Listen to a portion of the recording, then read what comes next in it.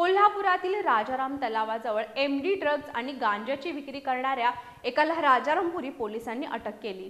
महादेव काळे असं त्याचं नाव असून त्याच्याकडून एमडी ड्रग्ज, गांजा आणि रोख रक्कम असा 1,96,000चा मुद्देमाल जप्त करण्यात आलाय। अटक केलेल्या महादेव काळे याला न्यायालयानं 2 जुलैपर्यंत पोलीस कोठडी सुनावली आहे। कोल्हापुरातील यादवनगर इथं महादेव दिलीप काळे हा तरुण राहतोय।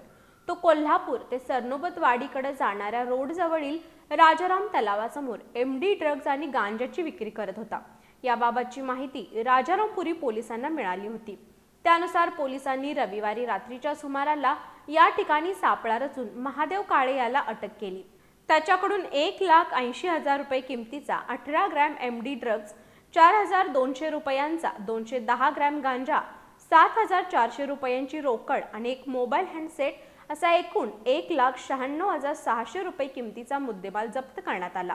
अटक केलेल्या महादेव काळे याला आज न्यायालयात हजर करण्यात आलं असता न्यायालयानं त्याला 2 जुलैपर्यंत पोलीस कोठडी सुनावली आहे। पोलीस अधीक्षक निलोत्पल बसू, शहर पोलीस उपाधीक्षक प्रिया पाटील, पोलीस निरीक्षक विकास जाधव यांच्या मार्गदर्शनाखाली सहाय्यक पोलीस निरीक्षक अनिता पवार, पोलीस उपनिरीक्षक सचिन चंदन, पोलीस हवालदार अमोल पाटील, पोलीस अंमलदार नितीश बागडी, शाहू तळेकर, अमोल पाटील, सचिन पाटील, गजानन हराळे, विशाल शिरगावकर, संदीप सावंत, सत्यजित सावंत, सुशांत तळप आणि सचिन वायदंडे यांनी ही कारवाई केली आहे।